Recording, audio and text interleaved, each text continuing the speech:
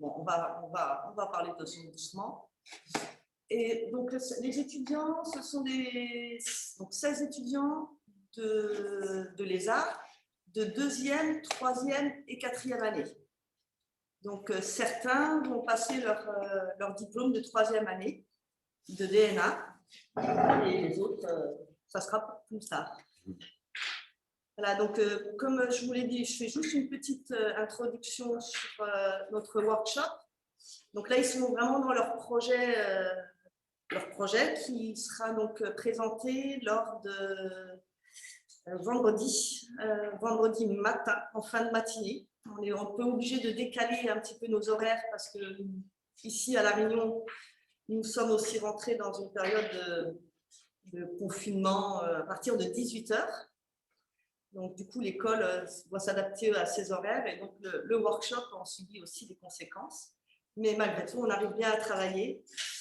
Et donc, ils ont pu, lors de ce workshop, avoir un travail sur des… On a visité d'abord des friches, des délaissés, sur le port. Nous sommes allés aussi dans la réserve naturelle de Saint-Paul. Puis nous sommes allés au jardin botanique Mastara, c'est de là où je me suis permise de vous appeler. Nous sommes allés aussi à la raffinerie, qui est une friche, une ancienne sucrière, qui est à présent une friche éco-culturelle qui existe depuis 2 ans. Enfin, le projet sur le terrain existe depuis 2 ans. Nous avons rencontré aussi le hasard dans nos déambulations sur les diverses lieux qu'on a visités. On a rencontré l'association Spider 1974, qui est une association qui presse les feuilles de bananier. Puis, hier, pas plus tard qu'hier, nous sommes allés sur les hauts au-dessus de Guillaume, dans une société, on va dire, qui fabrique, qui a plus de 150 variétés de bambou, parce que certains étudiants ont besoin de bambou pour fabriquer leur réalisation. Et à ce propos, d'ailleurs, on a rencontré un monsieur qui vous connaissait, qui avait fait… vous avez été son enseignant dans une école qui est maintenant… Ah oui, oui. Vous voyez de qui je veux parler? Spécialiste du bambou. Voilà, Alexandre. Alexandre. C'est ça. Voilà, et donc, et aussi, évidemment… Pardon? Excusez-moi. Non, je ne sais plus son nom de famille, j'ai oublié, mais je vois bien qui c'est. Oui, et moi j'ai oublié de lui demander aussi son nom de famille. Et donc, lors de ce workshop, évidemment, ils ont pu aussi avoir toute une période, enfin des petits temps où moi je leur ai présenté le travail d'artiste et évidemment le vôtre. C'est pour ça que je vous ai contacté, parce que je trouvais intéressant de pouvoir vous rencontrer et d'échanger, que vous présentiez un petit peu votre travail. Donc, certains étudiants vous connaissaient, certains ont lu certains de vos livres, d'autres, je crois, que vous ne vous connaissez pas. Donc, je vous laisse un petit peu vous présenter, et puis c'est vous qui avez un peu le timing. On avait dit, je crois, une demi-heure, 3/4 d'heure, 1 heure. Je vous laisse… Oui. Et je vous laisse la parole. D'accord. Oui, oui. Merci beaucoup pour Mais je vous en prie. d'être avec nous aujourd'hui. Alors, mais bonjour à tous. Juste, j'essaye de retrouver la date prévue, je crois, au mois d'avril, où je dois faire une visio pour l'école des Beaux-Arts. Mais je ne sais pas si vous êtes informé, mais enfin, la date, elle vous sera communiquée. C'est le 26. Le 26. Comment? Ça serait le 26 avril. Oui, le séminaire aura lieu le 26 Oui, alors voilà. Et qui est basé plutôt sur l'île de la Réunion, vue comme un index du jardin planétaire. Parce que ça s'explique de mon point de vue du fait que dans cette île, il y a une superposition, d'ailleurs, depuis le niveau de la mer jusqu'au sommet. Si on monte au Maïdo, on a une flore européenne. Si on est en bas, on est en Australie. Enfin, il y a un peu comme ça des choses très étonnantes. Donc, j'en reparlerai à ce moment-là. Alors, pour les étudiants sur le workshop, c'est un vilain mot, mais sur l'atelier que vous faites, excusez-moi, je n'aime pas ce mot, l'atelier que vous faites, peut-être que ce serait aussi bien de contacter Sébastien Clément, qui est en charge de l'école du jardin planétaire. Si vous avez besoin, peut-être, parce que lui, il a plein de pistes, si les étudiants ont besoin de matériaux ou de contacts. Voilà. Oui, Sébastien, merci. je vous enverrai son lien, son contact. Oui, volontiers. Alors, j'avais la connaissance de l'école du jardin planétaire. Et c'est vrai que en fait, les choses se sont un peu, pour certaines, se sont un peu organisées au dernier moment parce que Oui. avec la période un peu difficile. Et j'avais bien pensé, ça aurait été intéressant de le rencontrer, en effet. Alors, il s'en occupe. Alors, il s'appelle Clément, mais enfin, il n'est pas du tout apparenté. Clément est un nom très répandu et il s'occupe très très bien de ça. Il est obligé parfois de doubler les prestations, mais enfin, parce que ça a du succès. Voilà. Alors là, aujourd'hui, vous avez sélectionné 2 travaux qui sont des réalisations à partir de commandes artistiques. Ça existe dans notre métier d'être sollicité dans un 1% artistique, quelquefois directement comme ça. Enfin bon, on passe parfois aussi par des concours, des mises en concurrence, mais quelquefois non. C'est une particularité de ce statut que personnellement j'ai depuis pas longtemps, hein, enfin longtemps pour vous, depuis 2003. Avant, j'étais paysagiste, concepteur, mais aussi maître d'œuvre. Aujourd'hui, je suis obligé de faire passer la maîtrise d'œuvre, de travailler avec, disons, une agence ou de gens qui sont habilités à la maîtrise d'œuvre officiellement et payés pour ça. Donc, pour ce qui... Alors, vous allez passer les images là. Oui. Donc, pour ce qui est des 2 projets, le premier, voilà, c'est la base sous-marine de Saint-Nazaire qui a été construite pendant la guerre par les Allemands pour protéger les sous-marins. Alors, on ne se rend pas compte sur cette image, mais c'est assez perché à 25 mètres de haut au-dessus de l'eau. On est dans le port de Saint-Nazaire et il y a des bassins où les sous-marins venaient. Alors, ce que vous voyez là, c'est une partie du toit qui n'a jamais été finie. Ça s'appelle les chambres d'éclatement, parce que c'est des espèces d'espaces séparés par des grands murs. Et ils n'ont pas été recouverts, la guerre était finie, ça s'est arrêté. La passerelle que l'on voit sur l'image est une passerelle qui n'existait pas. Ça a été construit uniquement pour que le public puisse se promener, faire le tour et passer au-dessus justement des jardins. Alors, c'est une commande qui a été faite dans le cadre du lieu unique qui faisait venir des artistes et les sollicitait pour intervenir sur une partie du terrain entre Nantes et Saint-Nazaire. Donc j'ai fait un voyage, on peut dire, en bateau avec d'autres artistes. On nous disait, est-ce que vous voulez vous installer là, est-ce que vous voulez vous installer là, à droite, à gauche, etc., des rives de la Loire dans l'estuaire. Et le dernier site, c'était celui-ci.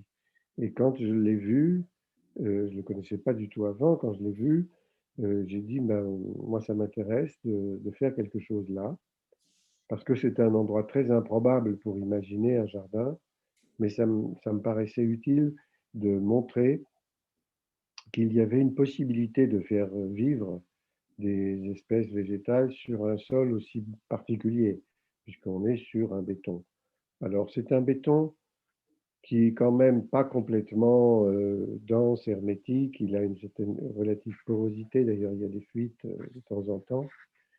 Et on prétend, je ne sais pas si c'est vrai, que les Allemands avaient embauché des maçons français qui, eux, étaient un peu partisans dans de la résistance, évidemment, et avaient fait un mauvais béton. Donc ça, je ne sais pas, c'est difficile d'être sûr de ça. Mais en tout cas, cette faible porosité a permis à des végétaux de pousser. Alors malheureusement, quand on m'a demandé d'intervenir, le maire, qui est un type super, hein, qui est de Saint-Nazaire, mais enfin, il avait fait nettoyer la base, entre guillemets, nettoyer. Alors ça, c'est fait, il a enlevé la végétation qui poussait déjà. Il y avait déjà des espèces qui s'étaient installées par le vent, les graines arrivent, s'installent dans les porosités, c'est classique. Il y avait, paraît-il, même un pommier. Ça, j'aurais bien voulu le voir, hein. Et bon, je ne sais pas où il s'est installé parce qu'il fallait qu'il trouve une fissure assez suffisamment importante. Voilà, alors vous pouvez passer. Donc, ce que vous voyez sur cette image, c'est une vue par-dessus où vous avez en 3 parties. La partie la plus à gauche, c'est le bois des Trembles. C'est dans les chambres d'éclatement achevées, c'est-à-dire celles, ouais, voilà, c'est là, celles qui ont été recouvertes par des sortes de poutrelles en béton et qui permettaient, le but étant que les obus, quand ils tombent, viennent exploser à ce niveau-là et non pas sur le sol de la base pour ne pas fissurer la base et atteindre les sous-marins. Voilà, c'est un système de défense. Mon projet consistait là à faire sortir un bois, une forêt, depuis ces chambres d'éclatement en utilisant l'espace entre les poutres de béton pour que les frondaisons et les troncs sortent. Et le tremble fait partie de la série végétale que j'ai choisie sur toute la base et qui est une série, disons, très naturelle qu'on trouve justement sur le bord de la Loire, dans les espaces de tiers-paysage libres où les humains n'interviennent pas. C'est pour ça aussi que ce jardin installé là, cet ensemble, disons, en 3 parties, s'appelle le jardin du tiers-paysage. À dire vrai, la seule partie du tiers-paysage réellement est la petite fosse qu'on voit sur le côté droit du plan. C'est une espèce disons, de creux dans la base qui n'avait jamais été vraiment utilisé, qui était assez, alors pour le coup, un sol assez poreux, très caillouteux, il y avait vraiment rien, hein. Mais j'ai proposé que on ne fasse là rien du tout et qu'on attende que le vent apporte, avec les graines, hein, dedans, des végétaux, les oiseaux ne se gênent pas pour transporter les graines. Et c'est ce qui s'est passé. Cet espace-là s'appelle le jardin des étiquettes. On va en voir des images après. Et c'était l'idée de faire apparaître le nom des plantes au fur et à mesure de leur venue et de montrer comment un sol se constitue sans qu'on ne fasse rien. Un sol qui est produit par la dégradation des matières organiques qui sont venues s'installer dans les micro-fissures et entre les cailloux. Entre ces deux espaces, il y a une série de murs qu'on a vus tout à l'heure en image, au creux duquel on a dû installer un petit sol quand même, là, avec des plantes, aussi des plantes qu'on trouve le long du bord de la Loire et dans des endroits un peu pauvres et poreux, secs quand même, comme des stipas, enfin des graminées, des euphorbes, des valérianes, des choses assez communes, mais qui, assemblées d'une certaine façon, deviennent un peu comme un jardin. Donc vous avez dans ces 3 parties 2 qui sont, disons, supposent un artifice, une mainmise, une mise en œuvre, et une partie plus petite et qui, elle, est où on ne fait rien. Alors, allez-y. C'est l'image. Voilà, vous avez la vue par-dessus. Vous voyez les trembles, Populus tremula, hein. Alors, l'idée était de faire trembler la base, hein. Là, je ne sais pas si on y arrivera. Et, et ces espèces de défense en fil de fer là, à épines, c'est pour éviter à l'époque que les gens qui viennent un peu sauvagement la nuit, etc., bon, passent partout, il y avait des dangers, des risques. En fait, bon, c'est pas du tout, il n'y a jamais eu d'accident. C'est un espace public aujourd'hui, c'est un jardin justement auquel on accède par une grande rampe depuis la ville. Donc c'est vraiment conçu comme justement un accès pour tous. Allez-y. Voilà. Là, vous voyez les trembles sortant, vaguement tuteurés. Aujourd'hui, ils sont devenus assez gros. Ils ont quand même beaucoup poussé. Et on a été obligé d'agrandir les bacs que vous allez voir. Montrer la photo suivante. Alors, c'est pas celle-là, voilà, c'est ici. Donc, vous voyez, ce sont des bacs que l'on peut agrandir parce qu'ils sont conçus avec un cadre de fil de métal facilement amovible avec une couverture qui, elle, se défait aussi facilement et on peut agrandir et rajouter de la terre. Bon, c'est pas. Quelquefois, on a été obligé, aujourd'hui c'est un peu bizarre, en dessous, parce qu'on a été obligé de réunir certains bacs, tellement il y avait besoin de terre en plus. Donc ça fait disons, des cheminements dans les chambres d'éclatement qui sont différents. Mais on peut quand même zigzaguer et s'y promener. Alors, vous voyez marqué Coloco sur ces images. C'est le groupe avec lequel je travaille principalement. Et ils sont venus ici travailler dans la mise en œuvre avec aussi des étudiants du lycée Jules Eiffel et quelques jardiniers de la ville de Saint-Nazaire qui sont ceux qui entretiennent le jardin aujourd'hui. Oui, allez-y.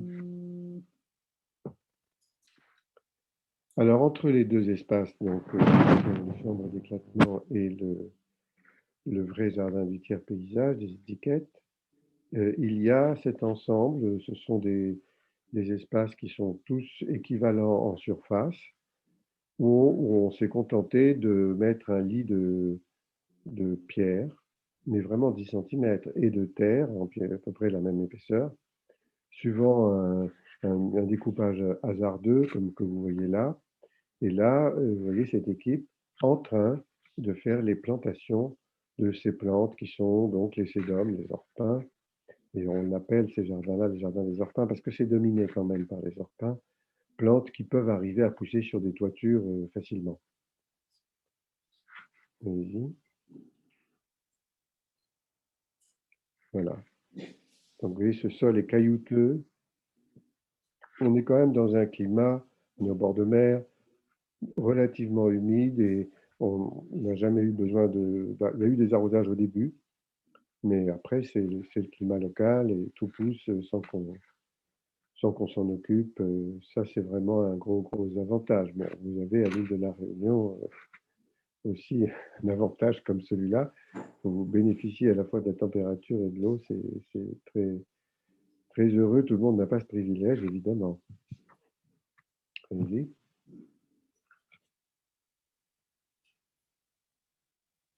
Ça, c'est le jardin des étiquettes, donc le vrai jardin du tiers paysage, où on voit au bout d'1 an, ou deux, je ne me souviens plus à quand a été prise la photo, le début, les premières plantes qui poussent et qui sont étiquetées et par des étudiants et un professeur de botanique, Philippe Ferrard, qui travaille au jardin botanique de la ville de Nantes. Donc il y a eu des relevés, maintenant ça s'est arrêté un petit peu, mais qui ont eu lieu 2-3 fois par an avec les étudiants et les professeurs de botanique. Et la question a été, est-ce qu'on laisse les étiquettes au pied des plantes qui sont des plantes annuelles, qui poussent, qui fleurissent et qui meurent après avoir fait leurs graines, pour dire elles étaient là avant. Un territoire pédagogique, hein, celui-là. Et on a finalement aujourd'hui, on a changé de méthode parce que ça aurait été que Ça s'appellerait vraiment jardin des étiquettes, d'accord, mais il n'y aurait plus que des étiquettes partout et les plantes, on les verrait, bien sûr, mais pas très bien, quoi. Donc, on a décidé de les mettre leur nom autrement à partir de relevés et de dessins qui sont plaqués sur les murs autour. Allez-y. Voilà, vous avez cette fausse jardin des étiquettes au début, au tout début, hein. Aujourd'hui, c'est devenu vraiment presque embroussaillé parce que le sol se constitue, il y a des buissons même qui arrivent à pousser, donc on finit par avoir, faut attendre un peu, une forêt. Bon, mais cela dit, ça fait plus de 10 ans que le jardin est en place.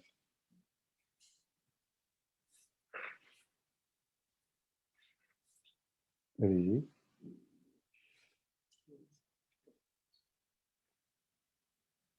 pouvez passer les images. Non, ça marche pas. Si. Vous voyez, ça a bougé là. Là, Voilà. Alors, donc ça, c'était le jardin des étiquettes. Les jardins des orpins, et c'est cette série, alors il y en a 7 ou 8, je ne me souviens plus, qui sont des surfaces, comme je vous disais, toutes équivalentes entre les murs. C'est le sol des chambres d'éclatement qui n'ont pas été achevées et donc qui sont à la lumière. Ça permet à ces plantes qui sont héliophiles, qui ont besoin de lumière, de pousser très facilement. Alors là, on voit les orpins et les euphorbes majoritairement. Il y a aussi des plantes de la famille du thym. Enfin, il y a des choses qui se contentent de sols extrêmement pauvres et on n'a pas à s'en occuper. Mais quand même, il y a un entretien dans celui-là, il n'y a pas ça dans l'autre. Il faut venir de temps en temps enlever des plantes qui viendraient gêner celles qu'on veut garder. Mais quelquefois, on en laisse. Et il y a des plantes qui se sont donc rajoutées à celles qui ont été plantées.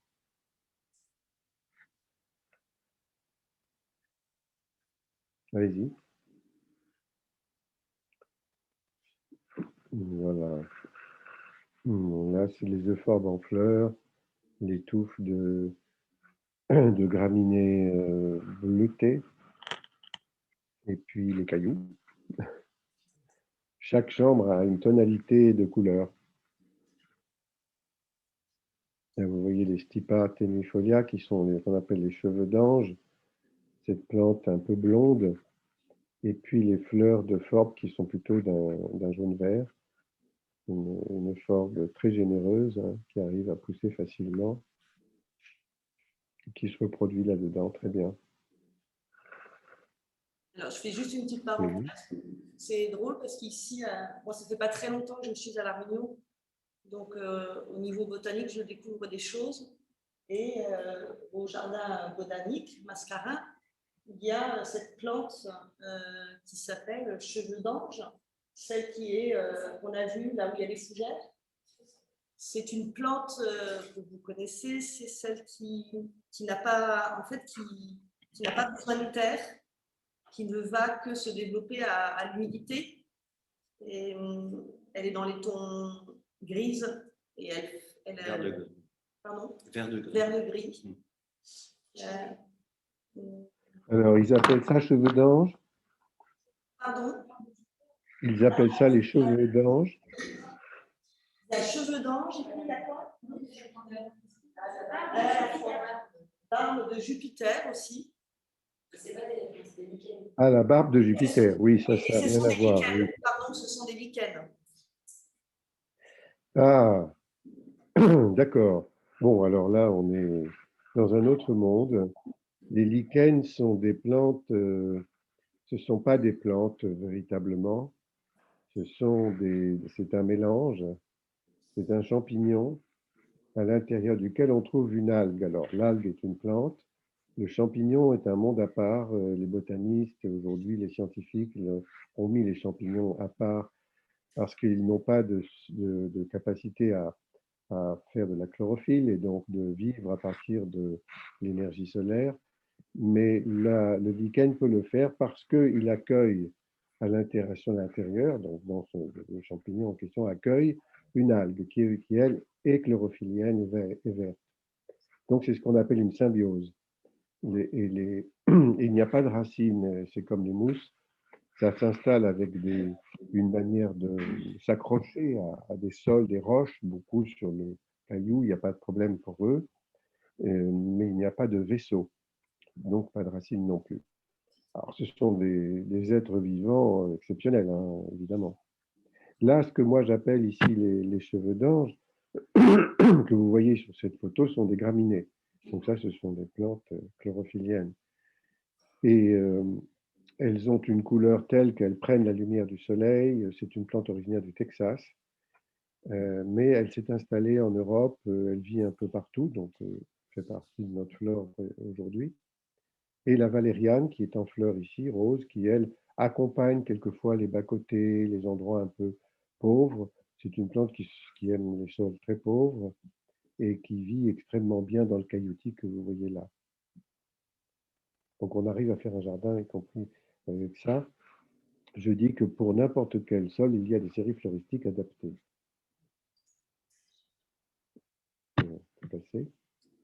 Ah, alors là, on change, on change de sujet complètement. C'est une autre commande artistique. Elle arrive à un moment un peu particulier. C'est un jardin qui a été réalisé en 2007 dans la ville de Melle.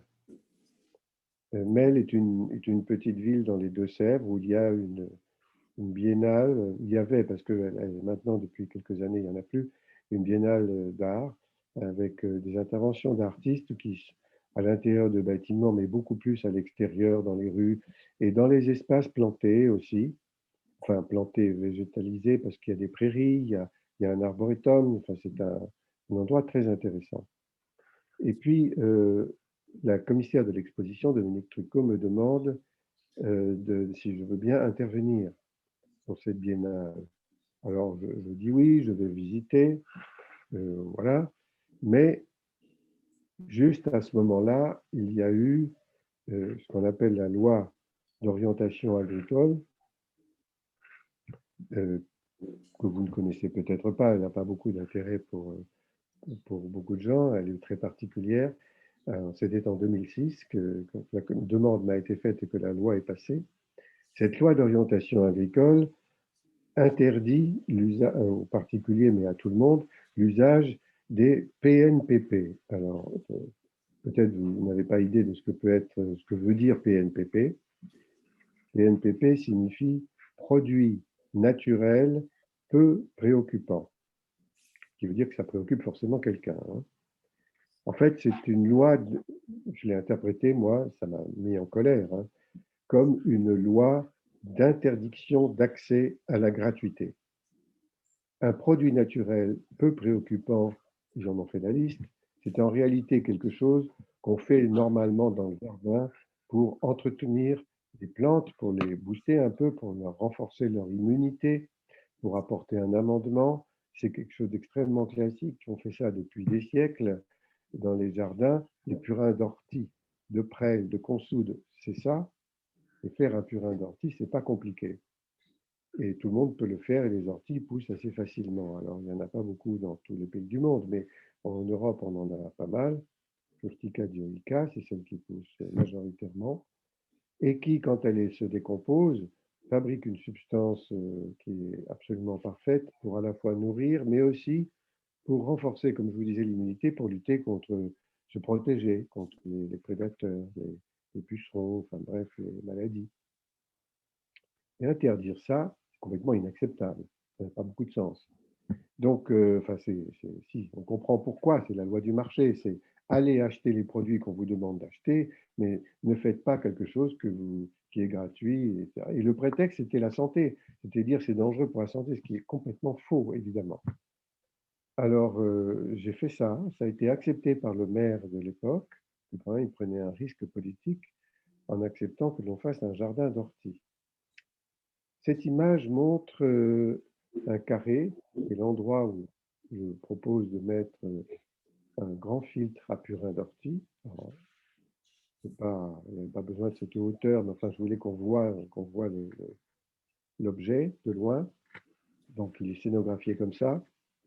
Les dessins en vert, en carré, c'est des petits sentiers pour y arriver. Il y a une petite passerelle sur le courant d'eau qui, lui, vient d'une réserve d'eau qui existait depuis très, très, très longtemps et qui se rejette dans un petit rue et tout ça s'en va dans une rivière et finalement à la mer, bien sûr. Mais il y avait les orties. S'il n'y avait pas eu les orties, je n'aurais pas pu faire ce projet. C'est un champ d'orties, donc l'image suivante devrait le montrer.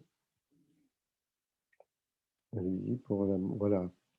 Là, vous voyez le petit carré au milieu d'une masse végétale, voilà, avec des dessins qui sont de lignes, qui sont courbes, qui sont les sentiers d'une promenade dans les orties.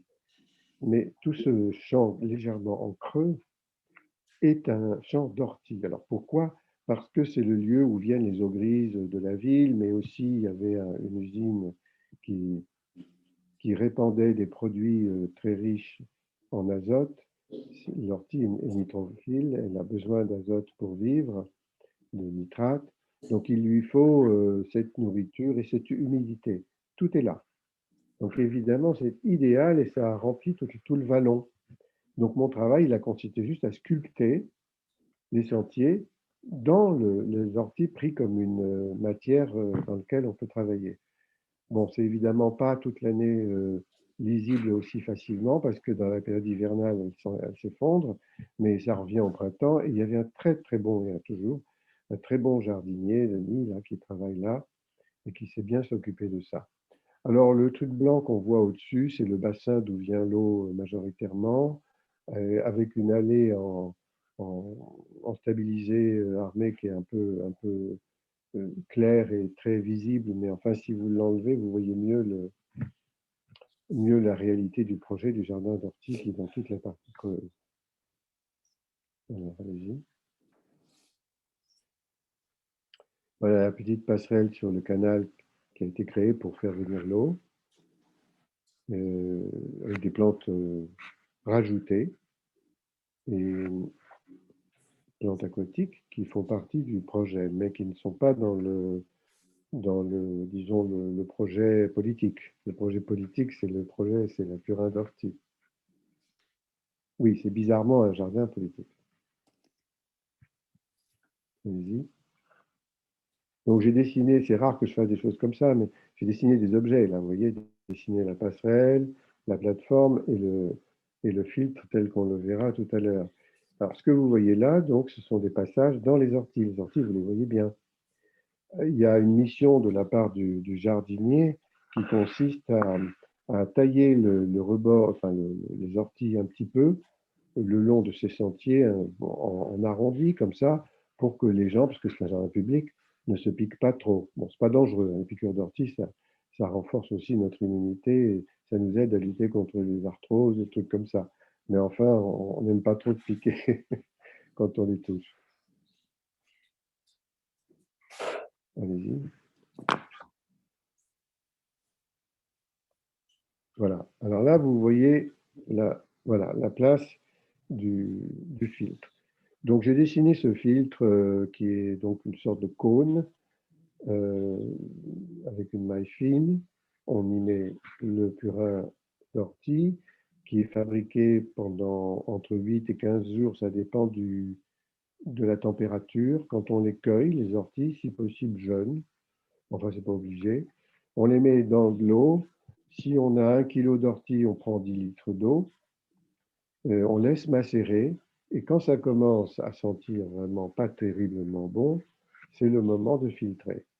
On filtre et ensuite on remplit dans des bidons, dans un réservoir, plutôt dans un plastique solide, pas dans le métal parce que ça l'oxyde. Et là, on s'en sert quand on en a besoin en diluant 10 fois. Et c'est cette dilution 10 fois qui est le médicament idéal. Alors voilà, donc moi, comme vous avez vu là, dans ce projet, bizarrement, j'ai dessiné un pont, une plateforme et un objet qui est un filtre. Finalement, je n'ai pas vraiment dessiné un jardin. Il s'est fait à la main directement sur le terrain en ce qui concerne les sentiers, tels que vous avez vus depuis la vue aérienne. mais ce n'est pas toujours comme ça, hein. D'habitude, on fait un dessin où il y a une construction architectonique du jardin, quelque chose qui peut se faire aussi sur une table à dessin avant de l'exécuter sur le terrain. Mais c'est aussi très intéressant de savoir qu'on peut dessiner un jardin directement. Voilà, et je crois que la dernière image, c'est d'après, c'est l'inauguration. Alors, on inaugure, vous voyez Denis, là, qui est le jardinier en chef, qui est en train de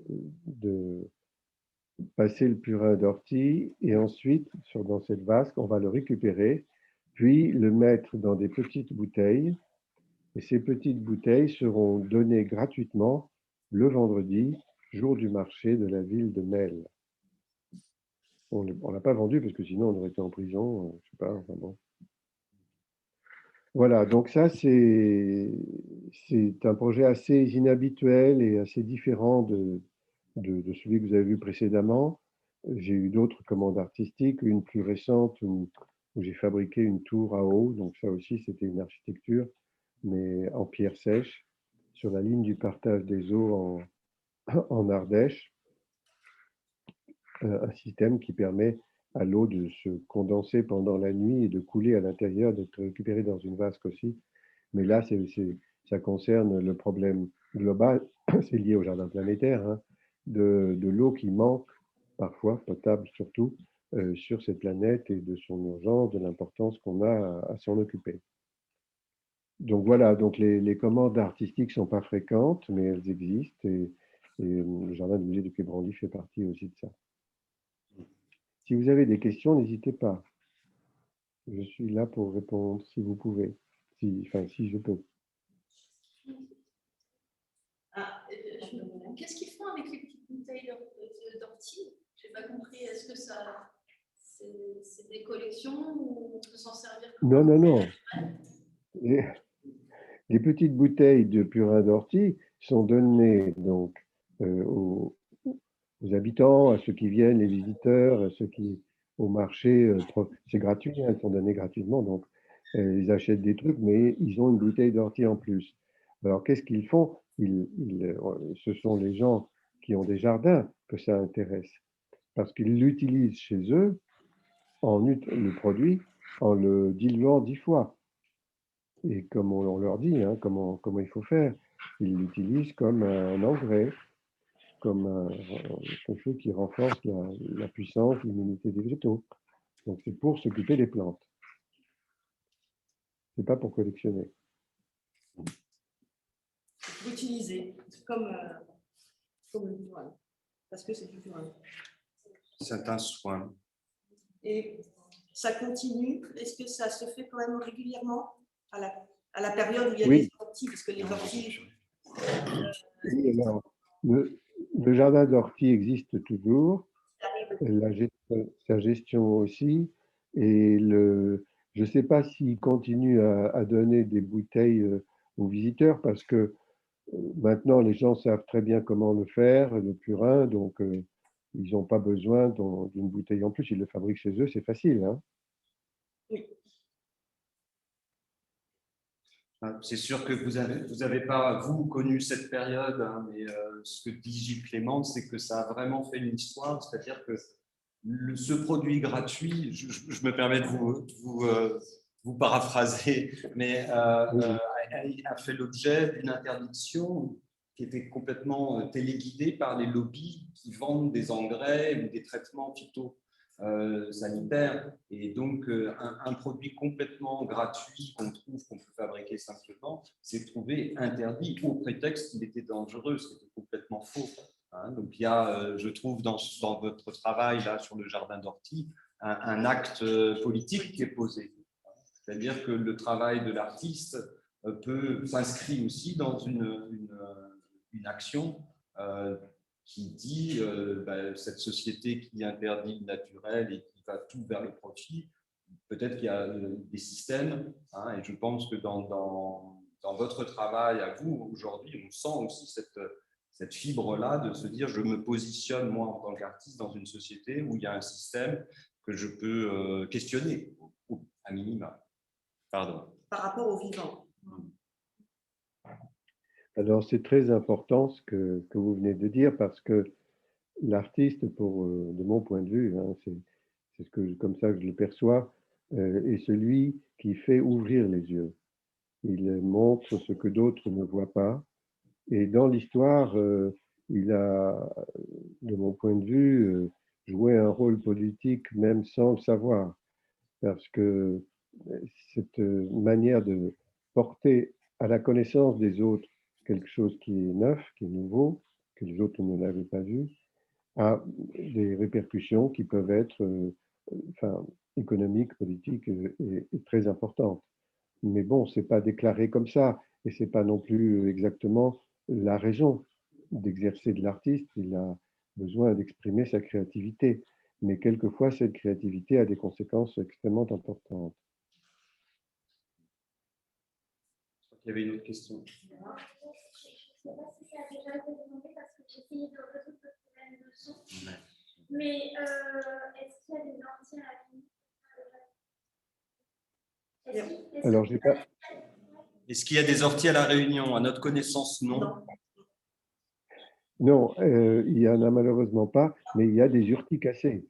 Il y a des plantes de la même famille. À savoir, si on peut les utiliser, je n'en sais rien.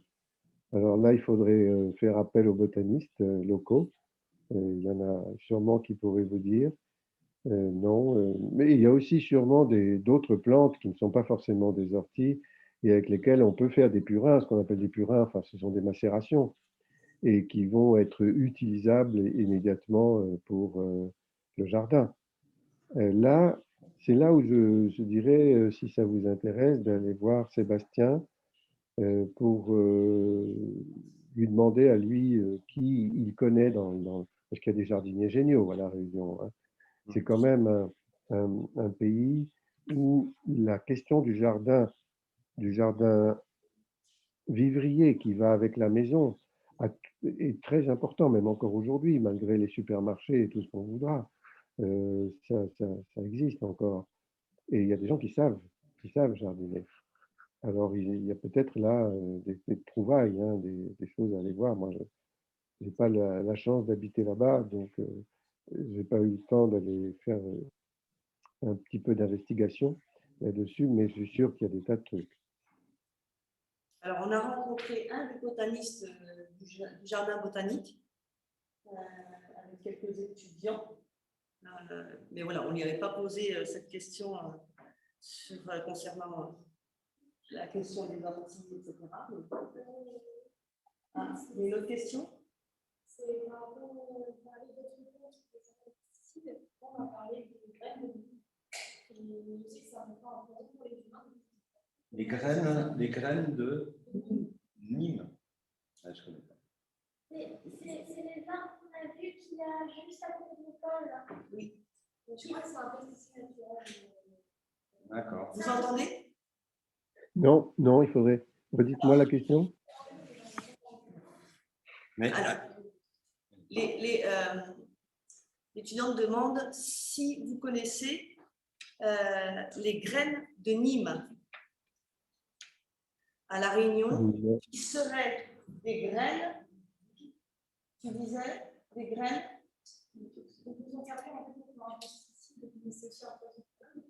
qui sont poisons. alors, qui seraient des graines poison pour l'homme, mais qui seraient un pesticide pour les plantes. Alors, poison pour l'homme, et puis quoi? Et qui auraient des propriétés phytosanitaires. En fait. Ah oui. Non, mais non, malheureusement, c'est là qu'il me manque. Je suis désolé de ne pas pouvoir vous répondre là-dessus, mais je suis sûr, encore une fois, qu'il y a des gens parmi ceux qui viennent régulièrement aux visites, des séances du jardin planétaire où il y a aussi des marchés, des pratiques, du jardinage, de la reconnaissance. Ils font de la botanique. Hein. Et c'est très précieux. Mais, voilà, je suis un peu ignorant sur. Non, mais c'est normal. Ici, c'est vraiment plus un espace autre. Mais on va prolonger le workshop sur une séance pour essayer de rencontrer Sébastien Clément à l'école Jardin Planétaire. Et en fait, on ne pouvait pas tout faire sur les 10 jours. Bah Sinon, oui, bien sûr, bien sûr. Oui. Je sais pas. Est-ce que les propriétés des orties sur le nez, en fait, elles sont urticantes? Est-ce que les propriétés de l'ortie sont liées au fait qu'elles sont urticantes, enfin, qu'il est urticant?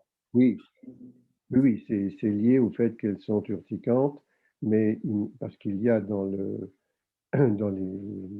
vacuoles de l'ortie avec les substances qui nous piquent, les produits qui sont intéressants donc dans le jardinage dont on parle, mais il y a d'autres espèces qui n'ont pas du tout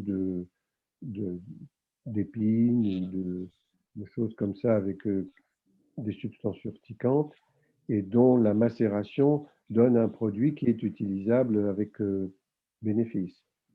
C'est le cas des prêles et des consoudes. Majoritairement, ces trois espèces, prêles, consoudes, orties, sont utilisées dans le jardinage en Europe avec un climat qui n'est pas le même que celui que vous avez à La Réunion. Mais je suis persuadé qu'il y a des tas d'espèces avec lesquelles on peut faire des macérations et qui ont des rôles positifs équivalents à La Réunion.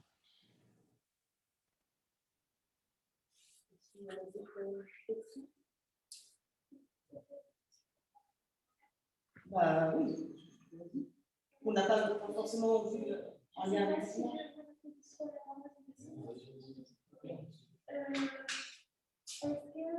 que vous avez connaissance des récupératifs dans les écoles? C'est un peu pointu, mais c'est juste pour... un peu éloigné. C'est juste pour...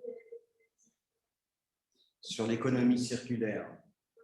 Est-ce que c'est une question peut-être plus large sur l'économie circulaire? Bon, on est sur la thématique là, du workshop sur le reconquête, de l'action des artistes, mais aussi de la société sur comment, face au constat d'un monde issu de l'Anthropocène, on va dire, comment on s'organise, comment la nature elle-même est dans une forme de reconquête.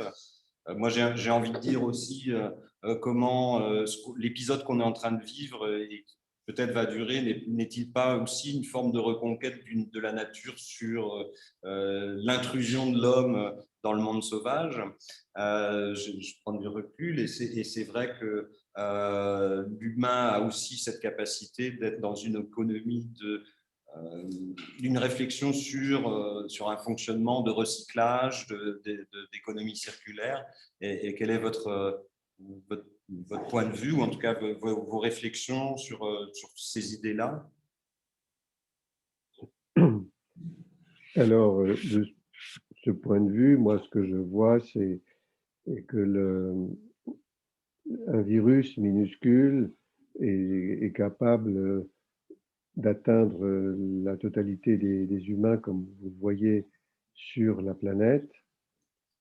Et c'est en rapport direct avec la notion même de jardin planétaire, où je dis souvent que nous sommes tous dans le même bain, c'est-à-dire que nous bénéficions tous de la même, des mêmes milieux de vie de la totalité de la biosphère, l'eau, l'air, nous avons besoin de ça.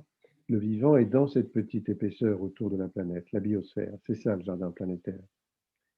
Et la démonstration de l'expansion de ce virus est celle qui est un peu caricaturale peut-être, et extrêmement rapide, qui a été dite par des penseurs, des scientifiques, des écologistes depuis très longtemps. Quand on fait un geste ici, ça a une répercussion à l'autre bout de la planète. C'est l'effet papillon. Et ce n'est pas du tout une illusion, c'est une réalité. Quand il y a Fukushima, au Japon, on a plus de champignons qui poussent en Europe parce que les radiations ont une action sur le mycélium et font les champignons que l'on voit pousser, c'est le résultat d'une fécondation qu'on appelle le carpophore. Et l'appareil végétatif souterrain, on ne le voit pas la plupart du temps, mais il a un rôle très très important. Mais il reçoit des informations qui viennent de l'autre bout de la planète. Donc oui, on est tous liés. Si on prend conscience de ça, on se rend bien compte que ce que l'on appelle la mondialisation, qui n'est tout sauf le jardin planétaire, c'est le contraire de la prise en compte de cette extrême diversité qui existe encore et qui a des actions et des raisons d'exister sur le terrain de façon locale, avec des effets positifs. Et c'est la raison pour laquelle les humains, quand ils se sont distribués sur la planète, parce qu'ils étaient, paraît-il, tous un peu en Afrique ou je ne sais où, on ne sait pas très bien les origines, mais en gros, ils n'étaient quand même pas partout au début. Ils se sont répandus, ils ont fait c'est presque l'équivalent de la spéciation géographique pour les plantes et les animaux, ils ont fait des cultures différentes au point de vue culturel, hein, et aussi culturel. C'est-à-dire qu'ils ont développé des manières de vivre qui sont adaptées aux zones climatiques, au sol, aux végétaux, aux animaux aussi locaux, voilà. Donc là, on est dans le bon sens de l'opportunisme biologique. Un animal aussi fait comme ça. Nous sommes, nous, des animaux un peu différents, nous sommes des animaux. Et nous avons agi avec un opportunisme biologique jusqu'à ce qu'on soit trompé et par une illusion de la maîtrise qui vient de notre génie, sans doute, mais qui est très dangereux quand il invente des machines et des produits qui tuent. Et il y en a beaucoup. Et c'est à partir du milieu du 19e siècle, avec l'industrialisation, que se sont répandues ces manières de faire qui sont des manières extrêmement violentes en arasant l'espace avec une technique de monoculture, monoélevage en permanence partout et au détriment d'une diversité qu'on a perdue, qu'on a oubliée d'abord, qui n'est pas rentrée dans le marché et ensuite qu'on a tuée. Moi, j'ai été élève dans une école d'ingénieurs horticoles avant d'être paysagiste, où on nous apprenait beaucoup de choses sur la diversité, puisqu'on nous apprenait la botanique, l'entomologie, etc. Sauf que au moment où on vous parle, en fin de ce cursus, de la manière de s'occuper du terrain, là, on nous apprenait à tuer. Il s'agissait de garder une plante ou un animal et de tuer tous les autres. Mais ça veut dire quoi, cette façon de vivre? Et on en est arrivé là par l'industrialisation.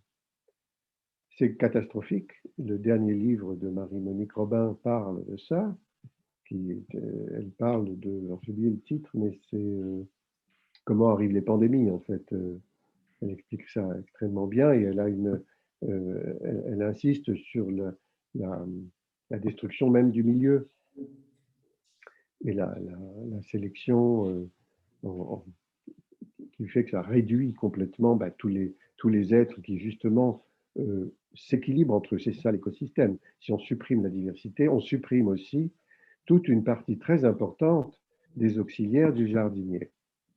Alors, à l'île de la Réunion, c'est complexe puisqu'il y a le brassage planétaire, on est dans plusieurs flores et il y a eu des plantes qui se sont développées un peu excessivement, comme les géraniums rosas reprennent le dessus là où, mais ils sont aussi envahis par les ronces, la vigne marronne qui est une ronce, etc. Mais enfin, ça s'équilibre au bout d'un moment et il y a un système issu du brassage planétaire n'est pas forcément mort. Il existe encore avec un équilibre et des échanges avec des plantes et des animaux qui sont là depuis longtemps et d'autres qui sont là depuis récemment. Ce qui tue, c'est l'action physique, la dégradation par des machines industrielles, mais ça c'est encore mineur, c'est plutôt la chimie. Là, pour le coup, on ne se rend pas compte à quel point ça a une action et une violence. Donc oui, aujourd'hui, je pense qu'on est obligé de revenir à un mode de vie complètement différent de celui qu'on avait il y a encore, disons, dans lequel on est encore, malheureusement, qui est dans la consommation absolue. Et à l'île de la Réunion, moi, j'ai été extrêmement frappé de l'extension des circulations voitures, mais enfin, de la surface pour ça, enfin, fabriquer des ponts sur l'eau, enfin, des trucs complètement délirants, tout ça pour le marché de la bagnole, et on voit arriver des porte-conteneurs avec que des bagnoles dessus, ça pose des questions, alors qu'il y avait une voie ferrée qui faisait le tour de l'île et qui passait dans la falaise. Enfin, ça aurait pu être renforcé dans ce sens et amélioré, de même que on a installé des supermarchés comme on le fait partout dans le monde, on le fait aussi en Guyane, c'est en France, paraît-il, bon, bravo, alors qu'on peut tout cultiver sur place. J'avais vu, la première fois que je suis arrivé dans l'île, du romarin poussé dans un jardin, et il se trouve que j'en ai pas trouvé pour acheter, je l'ai ramassé comme ça, et rentrant dans un magasin, un supermarché, je ne sais plus où, si c'était à Saint-Paul ou ailleurs, j'ai oublié, et vendu le romarin était vendu dans une pochette et ça venait de la Provence, en France, en métropole. C'est complètement débile. Ça veut dire quoi ce truc? On peut le fabriquer sur place. Il coûte combien le bout de romarin qui a traversé la moitié de la planète là? C'est honteux. Ça ne veut plus rien dire. Donc j'en ai parlé à l'époque dans une conférence, ça m'a choqué. Mais il y a plein de... Donc là, vous pouvez mettre plein de trucs là-dedans. Hein. Qu'est-ce qu'on fait venir et qu'on pourrait obtenir nous-mêmes? Et puis pourquoi fait-on venir des choses dont on n'a pas besoin aussi? Il y en a plein. Avoir des SUV dans la ville, bravo, quoi. C'est ce que c'est, hein? Un 4x4 de ville. Ça sert à quoi, ça? La quoi? Bon. 4x4 Ah oui, ah oui, oui. 4x4 de ville, de ville. là, vraiment, ça va loin, quoi. Ouais, Donc non, il faut qu'on arrête, effectivement. Mais vous êtes jeune et votre génération a la chance d'avoir pris conscience de tout ça beaucoup plus tôt que nous, à votre âge. Hein, on ne savait pas, on ne se doutait pas. Et c'est ce que j'appelle les oursons, enfin pas moi, mais les oursons métis. Vous êtes des oursons métis, hein, vous ne le savez pas, mais je vous raconte ce que c'est brièvement. Ça vient de Baptiste Morisot, qui dans un livre où il étudie, il est un suiveur, naturaliste, philosophe et tout, il étudie les ours polaires qui rencontrent les grizzlies à cause du réchauffement climatique. Ils sont restés fertiles, malgré le fait qu'ils étaient séparés pendant des siècles et des siècles, font des bébés. Alors, les ours parents sont un peu traumatisés parce qu'ils sont bougés de milieu, ils ne savent pas s'y prendre, mais les oursons, non. Eux, ils voient comment ça se passe, et c'est eux qui apprennent à leurs parents comment il faut faire pour vivre. Donc, vous avez cette mission. Là, ça va bien se passer. Oui. Alors, moi, j'avais une question, mais c'est plus en lien avec une conférence que vous avez fait il y a un an à La Réunion. Vous aviez présenté un système archaïque de pierre, en fait, c'est pour créer des abris où justement qui permettraient d'avoir en fait de l'eau. C'est ce dont on parlait tout à l'heure, sur le partage des eaux. Non, c'était une structure très archaïque, en fait, comme une, je sais pas moi, comme une sorte de dôme. C'est bien ça. Il faisait référence tout à l'heure à ça. C'est sur Oui, c'est ça. parcours Oui. entre Alors, le partage. oui, je vous explique ce que c'est. C'est une tour à eau. Hein. C'est la tour à eau installée sur la ligne. Comment? Vous avez évoqué cette structure qui aurait pu, dans des lignes hostiles, justement être placée justement pour permettre au village d'avoir de l'eau. Et oui. savoir si vous auriez des plans comme ça, où par exemple, nous étudiants ou autres, on pourrait, par exemple, à La Réunion, il y a la savane, donc recréer comme ça ce système de roches en fait, qui s'empilent, ces petits abris permettrait d'avoir de récupérer l'eau. Ouais. Oui, mais je pense que oui, à partir du moment où vous avez une roche suffisamment lisse, c'est peut-être possible de trouver dans la caldeira des roches volcaniques lisses qui sont donc pas poreuses et qui permettraient à l'eau de glisser construire le muret en pierre sèche, enfin ce système, moi je l'ai fait comme ça, avec ce qu'on appelle une phonolite, qui est aussi une roche volcanique et qui existe sur le terrain. Hein. C'est en Ardèche, la ligne du partage des eaux est sur un système volcanique aussi. Et elles sont inclinées vers le centre de la tour, qui a une forme de dôme en effet, et puis il y a une vasque en dessous. Alors pourquoi j'ai fait ça?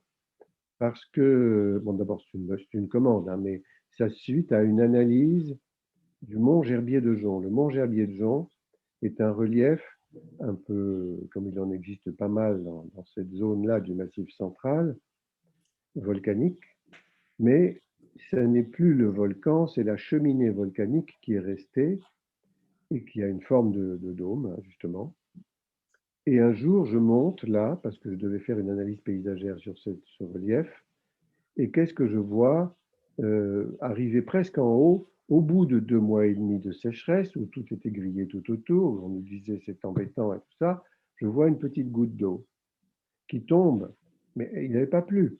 Comment ça se fait qu'elle était là et ça n'arrêtait pas? Je me disais peut-être c'est un touriste qui a perdu je sais pas, sa gourde, un truc comme ça. Non, non, pas du tout. Je reviens, ça goûtait, ça goûtait. Donc, je me suis dit, eh bien voilà, ce système en relief est une tour à eau naturelle. La nuit, l'humidité de l'air vient se condenser sur cet obstacle et glisse sur cette roche volcanique et elle a fini par arriver là où je l'ai vue. Mais ça doit être partout. Je n'ai pas été partout. Il est grand, le mont Gerbier de Jonc. Et j'ai juste rapporté cette analyse aux gens du parc naturel des Monts d'Ardèche, c'est eux qui m'avaient commandé l'analyse paysagère. Et je leur ai dit, écoutez, voilà, je crois que le mont Gerbier de Jonc est une tour à eau naturelle. Et comme on dit toujours, c'est au pied du mont Gerbier de Jonc que naît la Loire. Et bien non, pas du tout, elle naît en haut. Et dans ces cas-là, elle s'en va des deux côtés, vers l'Atlantique et la Méditerranée. On est sur la ligne du partage des eaux, justement. Et donc, ça me faisait rigoler de faire ça, de dire ça, mais eux, ils l'ont enregistré comme une donnée qui les intéressait pour me faire fabriquer, parce qu'ils me l'ont commandé 2 ans plus tard, une tour à eau.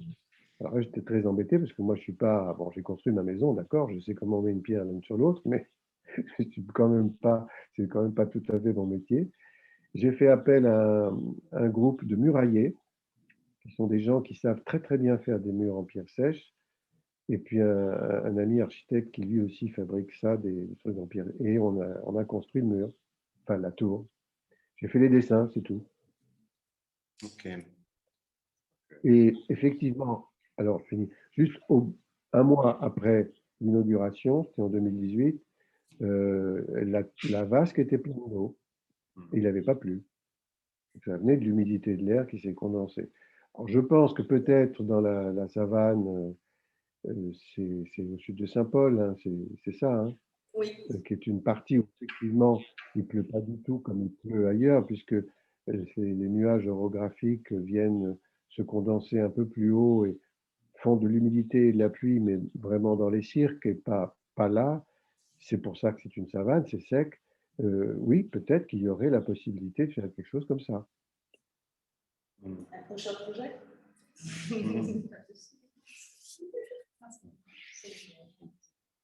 Ouais. Puis, on vous remercie beaucoup, beaucoup. C'était très intéressant de finir aussi par tous ces échanges. Et vous a amené des compléments